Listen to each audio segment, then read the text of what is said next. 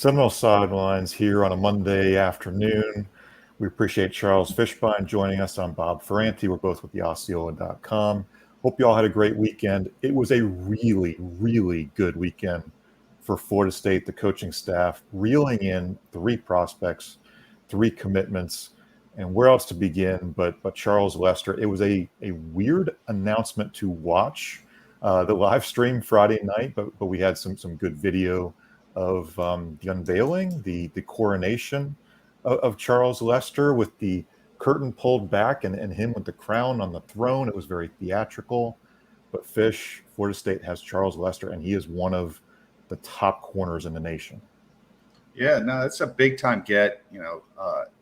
5-star prospect based on whoever site you go on. He's considered a 5-star, high 4-star, high 5-star prospect. But he's the top corner in the state of Florida this year. And anytime you could bring in or land the top player at a position in the state, I think it puts you at another level. Florida State's done a very good job of that this year, going into Georgia, I think, and landing the best running back, going into Georgia, landing the top tight end. So Lester just adds to a very good offensive class. I think offensively they got one of the top classes in the country, and that's why they've moved into that top 10 of the rankings, team ranking wise. And Lester is a defensive player, but here's a guy that's a great athlete. He's long, he's athletic, he does a lot of things with his skill set that allows you as a defensive coordinator to use him different ways. You could put him straight man coverage, roll your coverages to the other side. If this corner on the other side is not as talented, he could take half the field. And that's what guys are looking for in these top end corners, is they can do so much. There's guys that are very good that you have to scheme around their talent. This is a guy that basically you could put on one side. He goes and shuts down the top receiver on the other team. And that allows you to do so much else on the back end of your defense. So Charles Lester, he is one of 3 top 40 players in Rivals rankings. Could be more to come. We'll get into that a little bit later on. But again, we're seeing Florida State recruiting trending up. Again, those 3 in the top 40. It's Charles Lester, it's Cam Davis, and it's Landon Thomas, the tight end from Georgia too. So good group out there from Florida State. Again, as Fish said, it's a top 10 class in the Rivals rankings. And in part, it's a top 10 class because July's been really good for the offensive line recruiting. I know we were kind of curious how the offensive line would shake out. There were some notable misses, and one of them was Atite, Manasse Atite, who did flip from Southern Cal to Florida State. But this is why patience is important. When you look at OL recruiting, Fish, this is a big body. I think Pat called him mammoth. But what does Atite bring to Florida State? I think first off, before the month started, I think fans were a little on edge with the O-line recruiting. And I think one thing Norvell and Coach Atkins have shown is that they have fixed the offensive line problem, and they're not going to continue to let it become a problem again. They're very patient. There's a lot of, they throw a wide net. They get on guys. They find the guys that fit what they're trying to do, and that they got that with Jonathan Daniels. They got that with Ty Hilton. Now this kid is a tackle prospect, and that's what they needed. They have a lot of guys I think can play guard and kick out to tackle, but traditional tackles, the guys with the size, the length, the ability to play on the outside, that's something that they lack. And I think it's huge that they got this kid. He's big. He's athletic. You see it on film. You'll see him. I think on one play he's playing defense and he's running down the field and chasing a guy down. So the guy, for such a big guy, he does a lot of things really well. He has the athletic ability. I always say with offensive linemen, it comes down to, are they big? Are they long? Are they athletic? Do they have the physical talents? Technique-wise, he still has a lot of things to learn. You can see him. Offensive line coaches don't want guys crossing an O-line guy's face when they're coming off the line of scrimmage or get off balance. You'll see him sometimes get off balance and he'll reach block and try to get out there and miss a block, or he'll lean over and get out of position. But all that stuff can be taught. Technique can be taught. And I think the one mistake when evaluating offensive linemen so many people make is they judge these kids on what they look like now. and they can't project them down the road. I always compare it to like those people that buy a house and it's it's going to be, they see pictures of what it's going to look like when it's built. Some people are all right, I'm going to buy that house. Others are like, I don't know what it's going to look like. It's not going to be. They don't have any vision of what these guys look like, and that's where it's the same way with offensive linemen. If they have the physical traits, then it's most of the time it's a projection, as you know, with O-linemen. There's only a handful of guys that really could come in year one and play right away, or by year 1.5. Most of these guys are projects. It's just, are they willing to put in the time?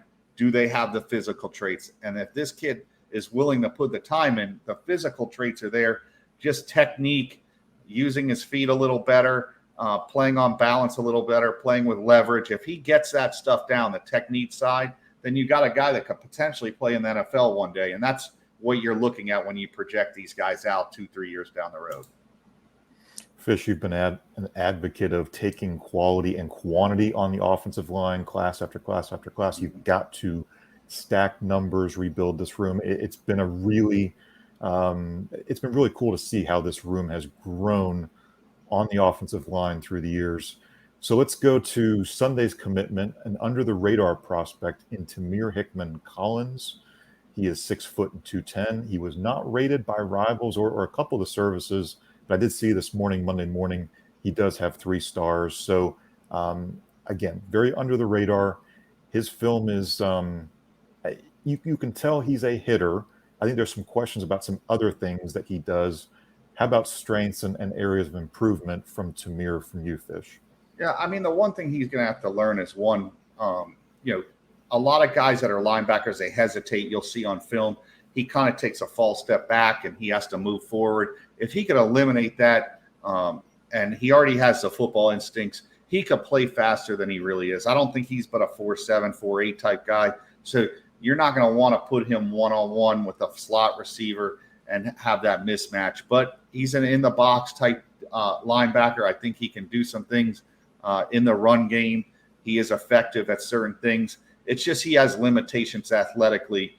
You'll see certain things he does drop back in coverage, but I think a lot of that has to do with his instincts.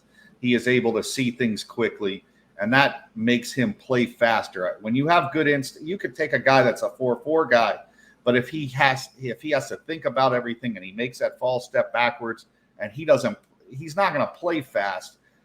If this kid has the instincts, you can play him faster by him knowing what he needs to do in the scheme that they're playing in. Now, do you want to take a lot of these guys? No. But I think this is a type of kid. He's a smart kid. He could probably get in on special teams right away, and he's a depth guy.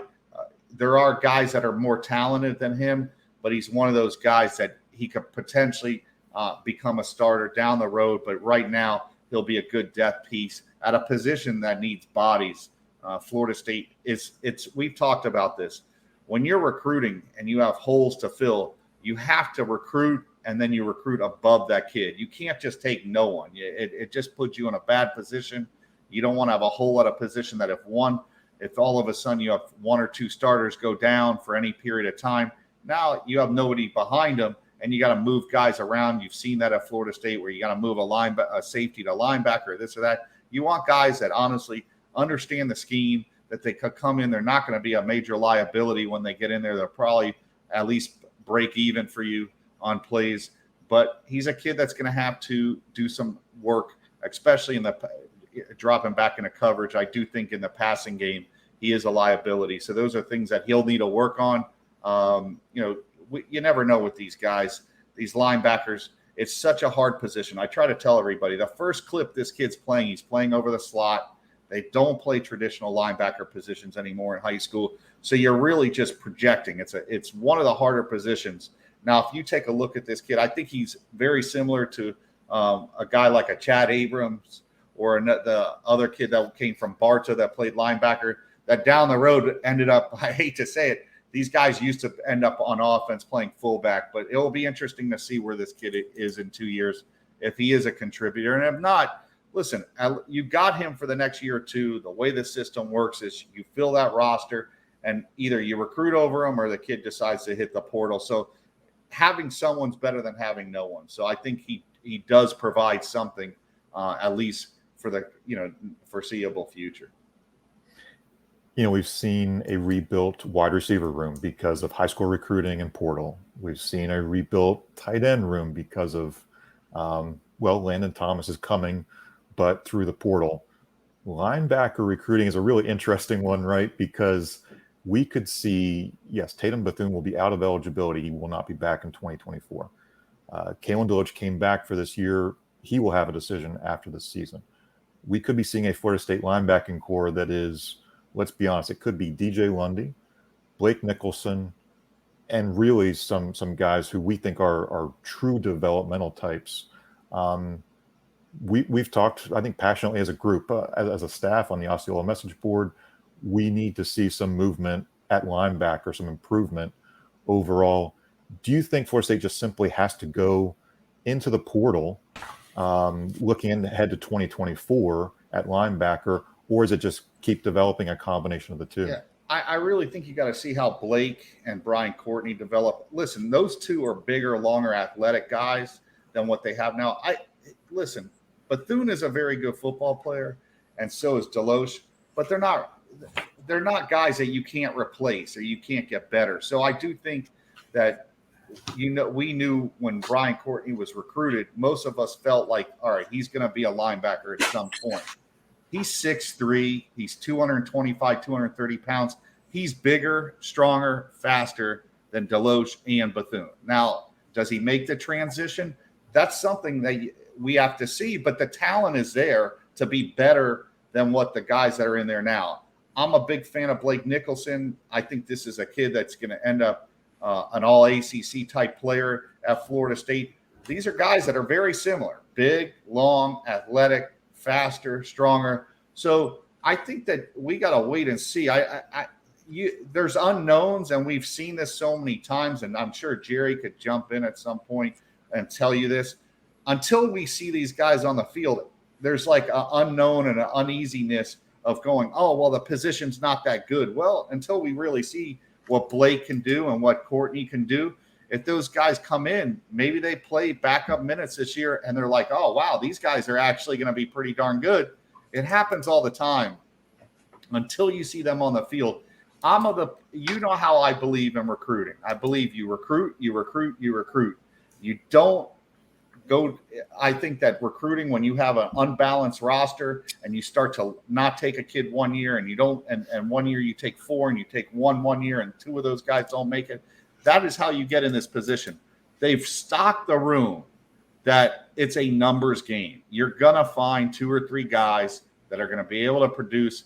Listen, DeLoach 2 years ago, I remember going on the message boards, everybody bashed him. And now people are worried about losing him because you know what? He developed. It takes time. The problem is guys don't do anything that first year and everybody wants to write him off and think that the kid can't play or he's a bust.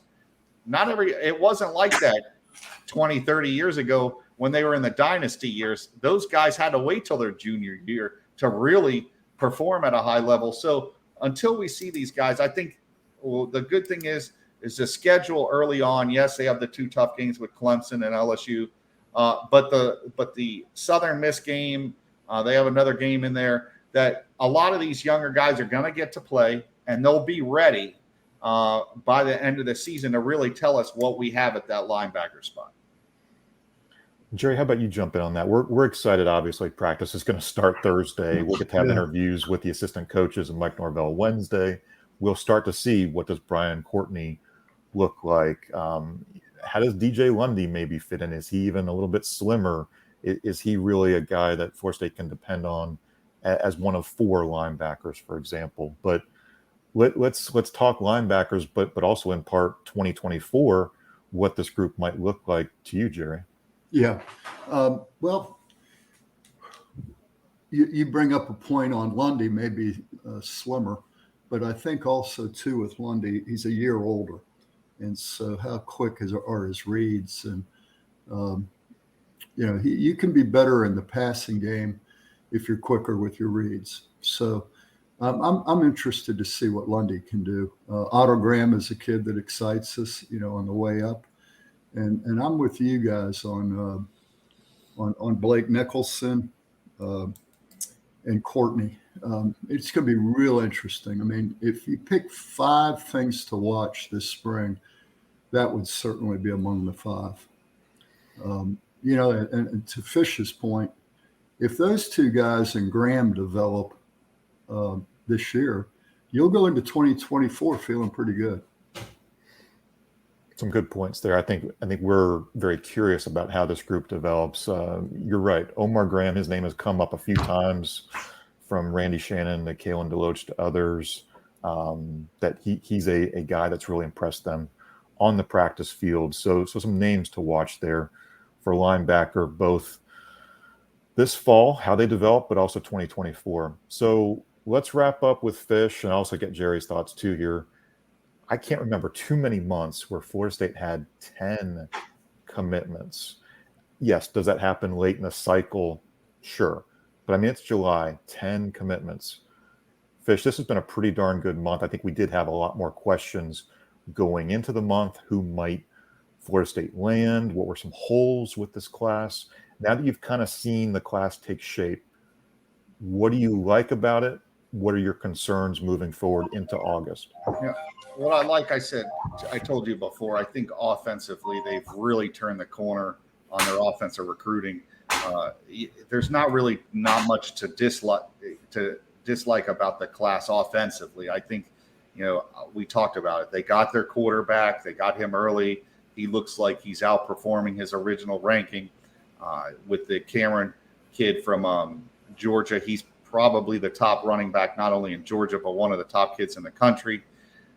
The receiver room, they've got 3 guys that are very, very talented. And now they've put themselves in position. I've talked about this.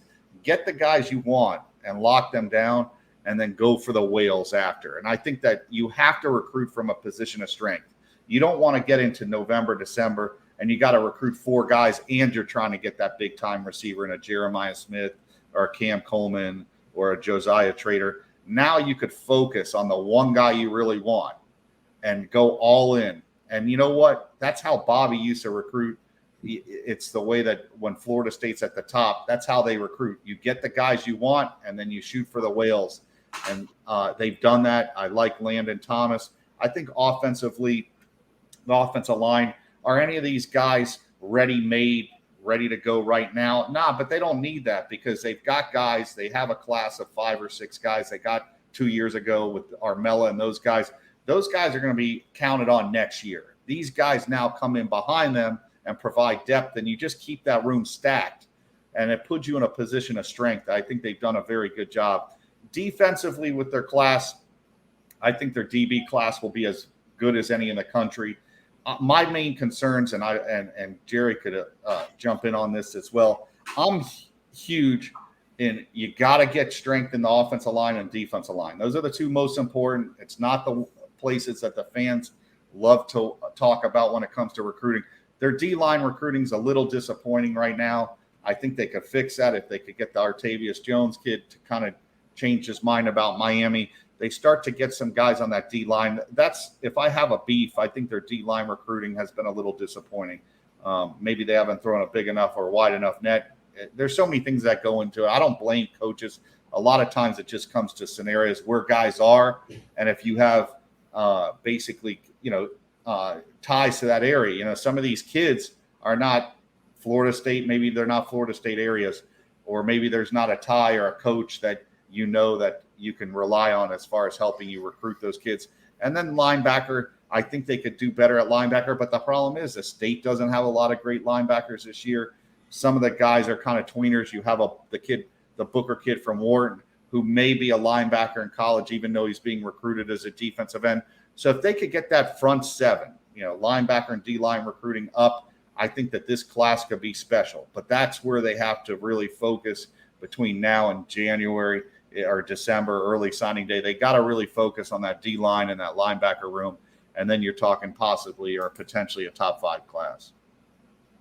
Yeah, Jerry, your thoughts there. I mean, Fish mentioning D-line, maybe another linebackers out there. And any specific needs that you're looking at, and just how much more confident are you in this class?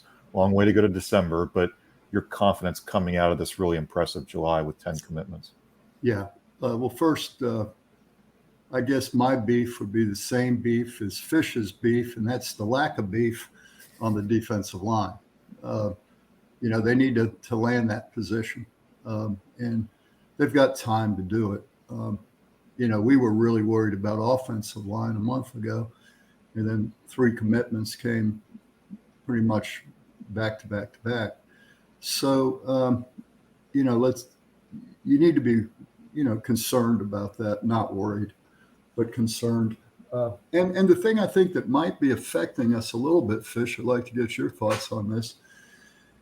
But if you're a defensive lineman who wants to play early, boy, you be hard to do at Florida State right now. That roster is really deep on defensive line, and I think that could be affecting your recruiting right now. Yeah. But then you have the other side where Georgia's recruiting these kids every year and Alabama's recruiting them every year.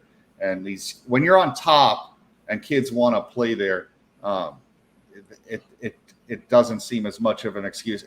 I think it comes down to more guys being in areas that you have top. Like you go look at the kid from Daytona Mainland. Mainland's been a Gator school.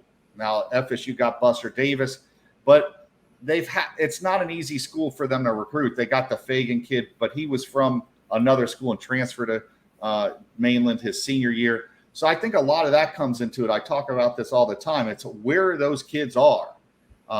You take a Timmy Jernigan. Timmy Jernigan was at a school that was run by a Florida State guy. Yes, he was leaning to Florida, but that school has sent a lot of kids to Florida State. So sometimes that's very important, that recruiting area.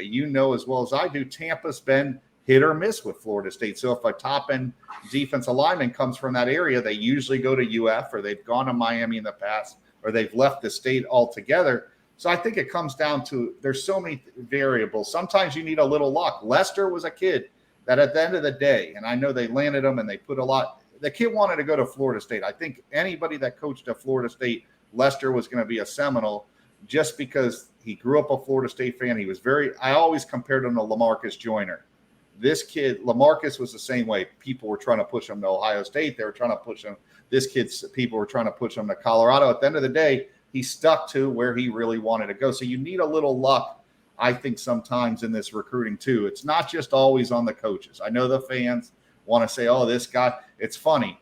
2 years ago, Ron Dugans everybody wanted to run him out of Florida State, and he couldn't recruit, and the guy is a joke. And and now he's landing everybody, and now he's this great recruiter. It's been the same way with Odell. We've heard this story before. Oh, Odell's too old and he can't recruit anymore. And then all of a sudden he pulls in a 5-star. I mean, next year he's in it with the kid from Miami Central. So I just think sometimes it's situations and scenarios of where these guys are more than just, okay, we're not recruiting well at that position. You've seen this, Jerry. FSU's had this, and all these schools have that one position where they've struggled to recruit for 3 or 4 years. It was that way with the O-line. Now the O-line's fine. They had a wide receiver. Now wide receiver's fine. You're not going to recruit all the positions well all the time. It's just you're going to have that one position where you can't figure it out. You don't know why, but they don't hit on kids, and it's cyclical. You'll have a real good run, and then especially on the O-line and D-line, it's just so hard, especially since there's not that many of those guys, and everybody wants them. If you're a D tackle and you're any good, everybody's going to want you. So you really have to fight more than just 1 or 2 schools. Hey, speaking of positions that has been hard to recruit for, that's the other position on the defense, and that's been linebacker. It had been a while since we've signed, great linebackers, and that's, we're talking about it again this year that there aren't a lot of great linebackers in the state. So, you think, Fish, in my opinion, the state of Florida is just so talent rich that there's a kid out there that you'd have to project Maybe they're not obvious. Maybe they're not even playing linebacker right now, like a Courtney. But there's got to be linebackers in the state, and it comes down to evaluations. Yeah, I mean, the one thing I've noticed, and I told you about this kid, most kids don't want to play linebacker anymore. They want to rush off the edge. They want to be part of the game. Like, they feel like linebackers become like fullbacks. And it's just a very hard position. I've spoke to college coaches about this. It's a very hard position to evaluate now because there are not traditional linebackers. You don't see somebody just standing at outside or inside or will linebacker anymore, making his reads, playing within the tackle box. You don't see that. I mean, you look at this kid that they're recruiting, the first play, if you watch his highlight video, he's in the slot and he's playing almost a safety position or a slot corner position. So you really don't, you're projecting where these guys are going to play. This is not just a Florida State problem. Go look at Miami and Florida. All three of these schools have been well known for producing top end linebackers. I don't know who that is, but it's not me. But all three of these schools have been had linebackers, Jerry, and name the last All-American linebacker for one of these three schools. They used to have, you had Rutledge at Florida. You had guys like, I think Ben Hanks, these guys that played linebacker at Florida, and Miami's had, from Ray Lewis to all these guys. Who was the last All-American linebacker from these three programs? They used to have them every year, and three of them on the field. I mean, Miami had Darren Smith, Michael Barrow, and they had They had three All-Americans at one time. Now you're trying to get one. You're trying to find that one, and this is not just a Florida State, or Miami issue. This is nationally. There's just not a lot of great linebackers. I watch a ton of film. I think you have to almost project somebody that is maybe a former safety that is going to put on size and then project them down the road. You look at Tatum Bethune. Tatum Bethune was a rush end in high school, and that's why nobody recruited him. He was 6 feet, 210 pounds, playing off the edge. And now you have to project that, can we move him back? Can that kid play in space? Can he cover the flats? Can he make the drops deep enough down the middle of the field?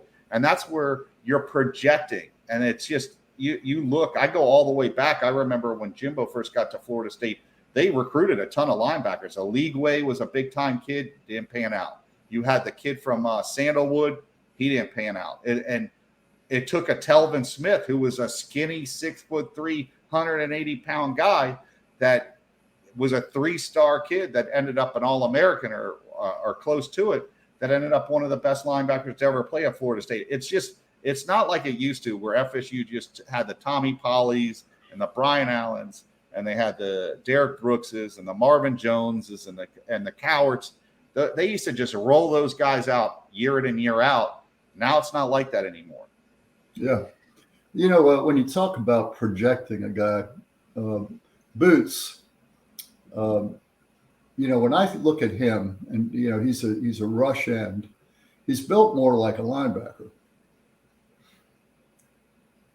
Yeah, I mean, he could end up like a Von Miller type, or a Derek Thomas outside rush end type linebacker. They're going to have to. That's a decision they're going to have to make. I think that Aaron Hester kid's kind of in that same mold. Those guys, we talked about it with the kid they're recruiting from Wharton High School this year. He's 6'4", but he's 190 pounds, and he's narrow-shouldered. Is this kid going to be able to put the weight on, or is he going to be a 220, 225-pound linebacker, be able to drop back in coverage? The main thing that when you go and you project a kid, moving them back, is can they play in space? Can they cover the flats? Because, a lot of the game is sideline to sideline now with those. The passing game has almost become an extension of the run game, where, they get the ball out quick, they get them out on those screens. So you need linebackers that can run. You can't just have guys that are slow and they can't get out there. If they can't get out there, then you're going to have to put an extra DB on the field. And then all of a sudden your defense becomes smaller. And then you have that issue where you get these bigger teams. They get, linemen can move now. It wasn't like that when they used to play Nebraska back in 1982. Those linemen now are like linebackers. They could get out into space. They could get on you. And if you're small, they're going to eat you up and move you around. It's just a lot of this is projection. I know the one thing, and I spoke to Butch Davis about this once. He loved, and I always bring this up, and I believe him when he says this. He liked guys that used to play running back in high school. He felt like that was a thing. You could find a lot of guys that are running backs that can't play running back in college that you can play linebacker in college. And you look at a John Beeson, and you go all the way back to Alonzo Highsmith, and you go look at Dan Morgan. All these guys were running backs in high school. And they just weren't, for whatever reason, the right fit at a running back spot. And now you moved them to college, and that's where they were very good. So I think that's one thing in the future. And you see that Randy does look at that a little bit, guys that were running backs. You've seen that with Blake Nicholson. You've seen it with Brian Courtney now. These guys, we really don't know what they're going to look like. If Courtney is able to develop, and you have him, and you also have Blake Nicholson, you have two bigger. I mean, these guys are just physically bigger, stronger, faster than Deloche and Bethune. And if they could do the same things at their size, FSU is going to be better next year. Right. Hey, let's wrap up the recruiting discussion. We got to let Fish out the door here, but I have asked the question, who's next? And I can't let you go, Fish, without posing the KJ Bolden question, because he will commit on Saturday. It could be Georgia. He's coming off an Auburn visit. He's called Florida State a dream school. Is a KJ Bolden next? Potentially. Is there another guy we should be watching as far as August and the commitment season? Yeah, I think the kid from Hudson that they're recruiting, I think I can't think of his name offhand, Williams. He's a defensive end. I think he's a guy that could be next. I think he's making a decision soon. Bolden, I'm 50-50 on. I have a hard time believing, as good and a great of a coach as Kirby is right now, that he's going to lose that kid out of his backyard. I'm not ready to make that step, that leap. I think they have a legit shot. We talked about this, and Jerry's starting to jump in on it. It's what they do, not what they say. The kid's been on campus multiple times. He was out of their top 5. Now he's back in it. Now they're in the top 2. So they've done a great job of putting themselves in the ball game for this kid. I'm not ready to go, hey, he's going to be a Florida State Seminole. Would it shock me? No. I think they have a legit shot. I think this is a 50-50 battle that's going to go all the way to the end. And I think wherever he commits, I don't think it's done at that point. I think this is going all the way to signing day. Well, we will see. That will be fun Saturday to see what KJ Bolden does. And as well as you said, there's a bunch of August options. Elias Williams has narrowed his from 10 down to 4 very, very fast. 3 or 4, I think he told Pat Burnham on Saturday. So we will see. August could be very, very busy. Even though it's an NCAA dead period, there will still be a lot of commitments in the weeks ahead. We're going to let Fish go. Jerry and I get to talk about business of college athletics for a few minutes here, because it's going to get really interesting. But thanks to Charles Fishbein for joining us. Appreciate you. See you, Fish. Nice. Take it easy, guy. Thank you. All right. So, Jerry, FSU's conference future, you wrote about it. I know we talked about this story. You've done some research looking through what we've written over February, when Michael Alford had his, I would say, very coordinated, very intriguing presentation to the Board of Trustees, where it felt like Dr. McCullough was complicit in the conversation about the revenue gap, the significant 30 million plus revenue gap in the per school distribution to Florida State among all the ACC schools. From there, we went into May with the spring meetings, and then July. I wasn't sure that we would get much out of Jim Phillips when we were at ACC kickoff. I didn't expect a true announcement. I also didn't maybe expect we'll announce something on success initiatives in the future. It felt very much like the ACC presidents are still considering proposals. We know there are some proposals on the table. What they are, what Florida State likes better, what Clemson likes better, to be determined. But you've kind of had a chance to read the tea leaves, make some phone calls. Where do you think Florida State stands? Obviously, I think a lot of people have read your column in the Osceola from Saturday, but where do you think things stand currently? Well, I think if Florida State was going to be building a case to leave the conference, this would be one deliberate step. Putting proposals on the table, really, like you said, back to February. This has been 6 months now of it out there. And they've had time, the presidents, to form committees and discuss things. And I think, they're doing their due diligence, Florida State. They're trying to find a solution within the conference if there is one. And, I know we in the media were disappointed by the results of the summer meetings. And I've got to feel like that more wasn't, that something hadn't been developed yet. I felt disappointed, and I can only imagine how the administration of the schools must feel. So Florida State has a responsibility to report to its board what they learned and what progress has been made. And they're going to have a meeting in a couple of days, a board meeting by Zoom. And whether this is discussed in that, I would imagine this will be discussed in that meeting. I know they're meeting early because school starts a little earlier, and there's a lot more on the table than just athletics. So, but I really think they're doing a very deliberate job of trying to make it work within the conference. And by doing that, basically building their case for leaving the conference if nothing can be achieved. So I think we've written a lot about these success initiatives, but just broadly, the concept that could be voted on is Florida State goes to the ACC title game, Clemson goes to the ACC title game. Potentially, there's a check for reaching that game. Potentially, there's a check for winning that game. On the basketball side, potentially there's a check for reaching the NCAA tournament, and then potentially, if you win your first round game, second round game, and you go deeper into the tournament, you get more money. One example we put out there is Gonzaga gets all of the distribution from the NCAA tournament from their conference. Their conference keeps zero. Gonzaga keeps all. It's part of the arrangement of making Gonzaga happy within a conference. So fairly, we are speculating on what these success initiatives could look like. I think the biggest takeaway, though, still is these are a partial bridge. This is building a bridge that doesn't clear a $30 million gap.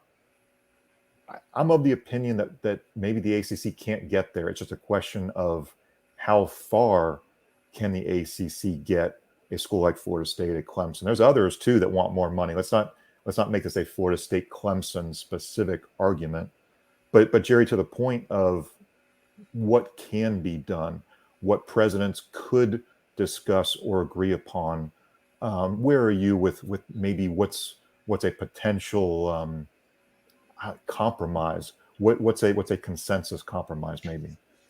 Yeah, that's a great question. And the big chunk of money is the television distribution. And that got taken off the table pretty quickly. Now, whether it'll get put back on, because these success initiatives probably aren't enough to bridge the gap, as you said.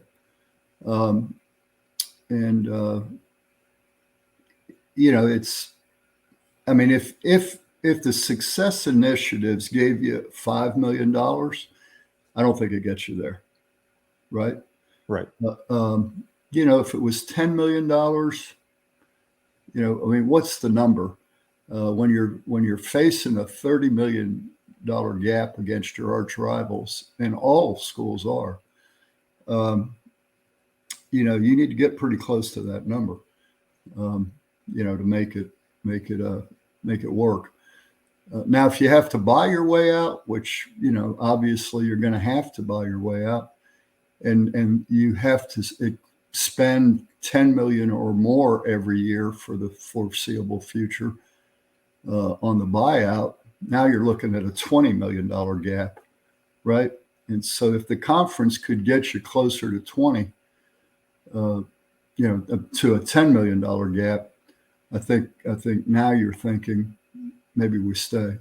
But there's so much to this, Bob, as you know, and our fans know, that we don't know. We really don't know how to get out of the grant of rights.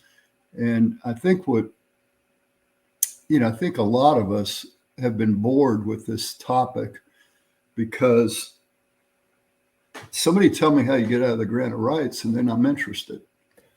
Yes. Right? Yes. That's the 800-pound gorilla.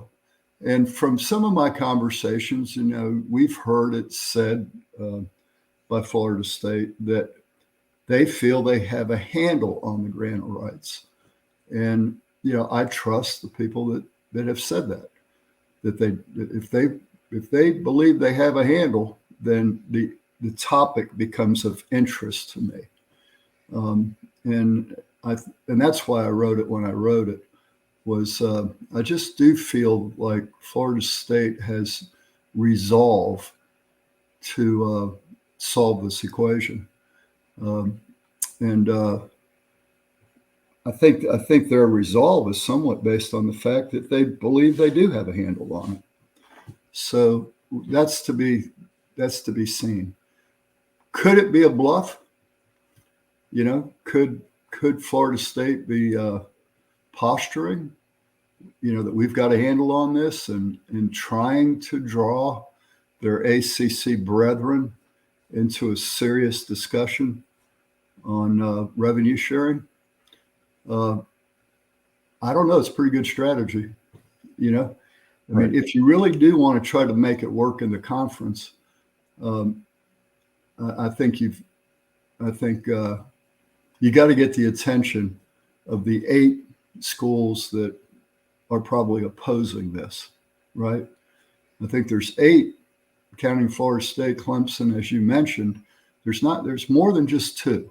I think North Carolina, Virginia, Miami, and others, I think somewhere up to 8 are probably on board with it, So that's this thing is moving down the road. And I tried to make the analogy that to the Pac-12 and the Big 12. They had unequal revenue sharing for years out there. And then when they went from the Pac-10 to the Pac-12, it became equal distribution. And USC made it very clear that wasn't going to work. They were going to leave the league.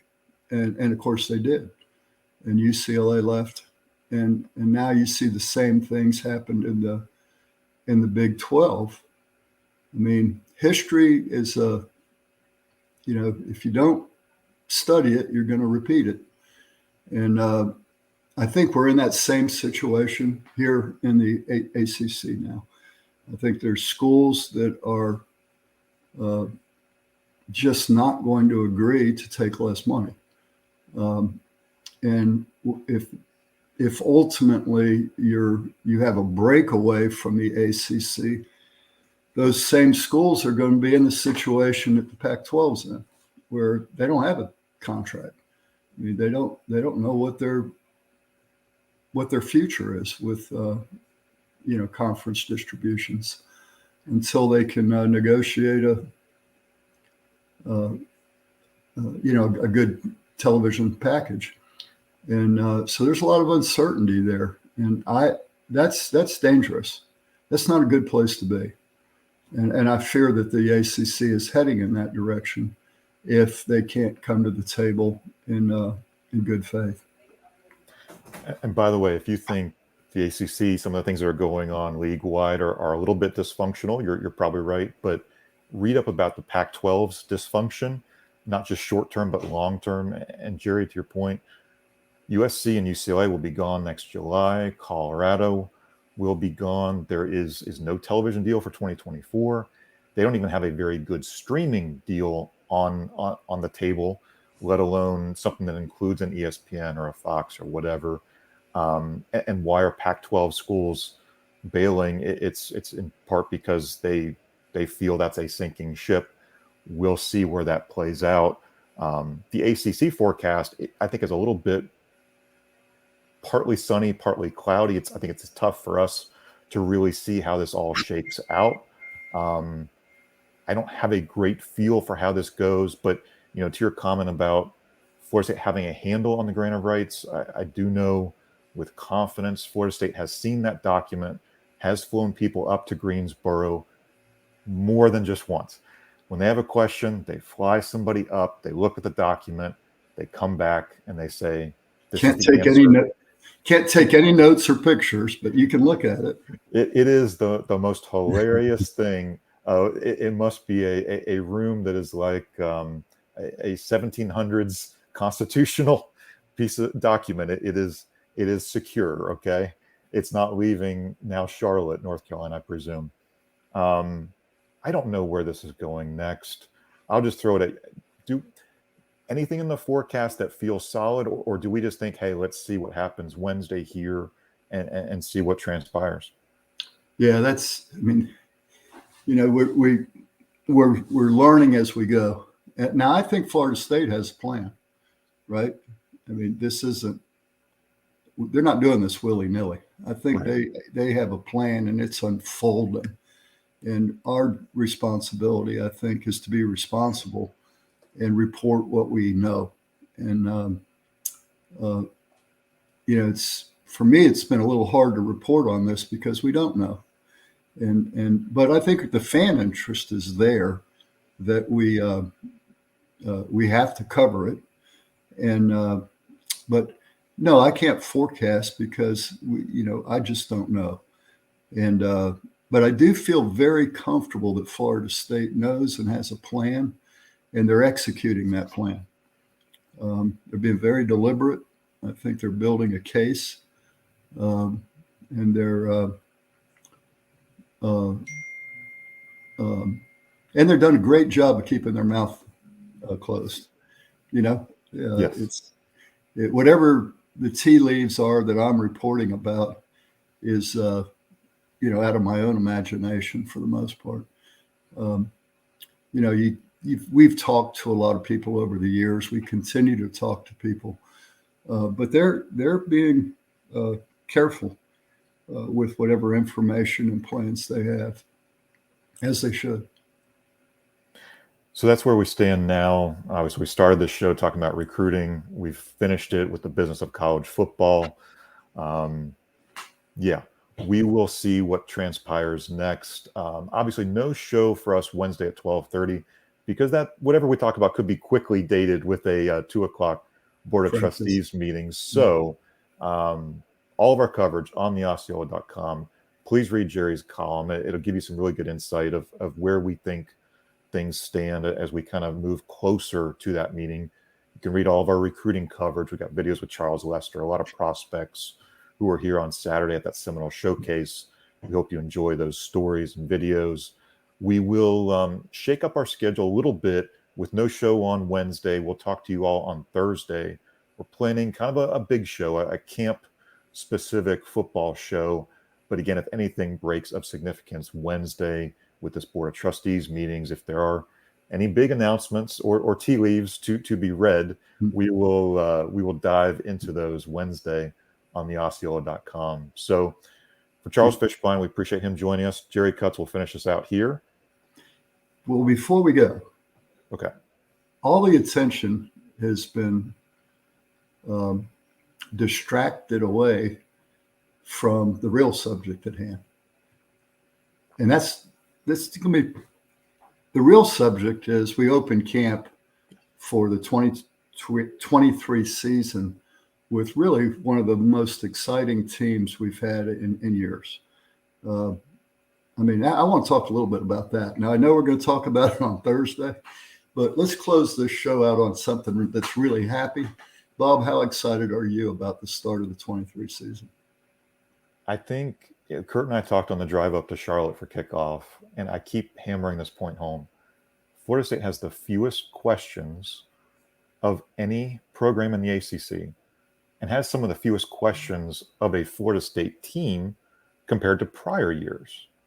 And I think it's continuity. It's continuity of the roster.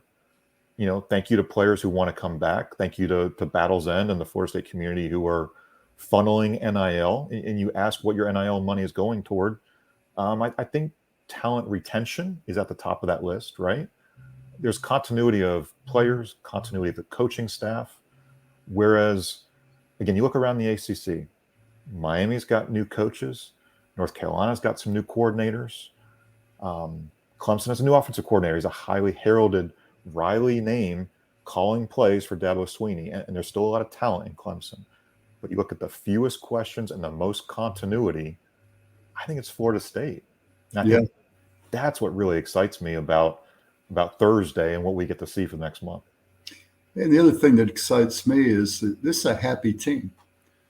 They're not as talented as some teams, in the country, but I think they really enjoy playing together. And that, that can make you a lot better. The morale is very high at Florida State. I think Mike Norvell said that. We've hit on this on a couple of shows, Jerry, but they appreciate how far they've come from 2020, the pain of losing, the pain of, hey, I'm a freshman, I'm a redshirt freshman, and I'm trying to compete against that guy across the line from me who's got all that experience. But they've learned at every step. They've fallen down, they've learned, and they've gotten to this point. And I do think, we can say NIL brought all of these guys back, but we can also say that drive to be better, to win a conference title, to do something special for the guy next to you, to make your NFL draft stock better. I think we think these are all reasons why they're returning. But is the culture far, far better from what Mike Norvell inherited? I think you've seen that kind of growth, to his word, that climb. Yeah, the climb's been fun to watch. It really has. And I'm looking forward to the coming days when they open that camp and we get to stand out there and sweat and watch them. Hey, I'll be in the shade. I'll be in the shade up on the Dick Hauser concourse. I don't know where you're going to be. We got to bring some ice towels out there. That's what we need, ice towels. At any rate, it's going to be fun. So thanks for having me today. And yep, this was good. We'll have plenty of coverage again Wednesday, right around lunchtime. Mike Norvell will be talking. All the assistant coaches will be talking too. So again, while there's no show in that time slot, lots of coverage coming on the Osceola right around lunchtime there. And again, all the coverage from the weekend, recruiting, Jerry's column, lots of good content for you to read in the coming days leading up to the start of camp. Well, again, we appreciate you all for joining us, watching. If you're listening on Apple or Spotify, thank you there for also listening. Please subscribe on YouTube. Our channel is growing, and we're hoping to bring you more interviews, more one-on-ones in the coming month ahead. Looking forward to football. So the next time we talk to you, we will be talking a lot of football. Appreciate it. Take care, everybody. Have a good Monday.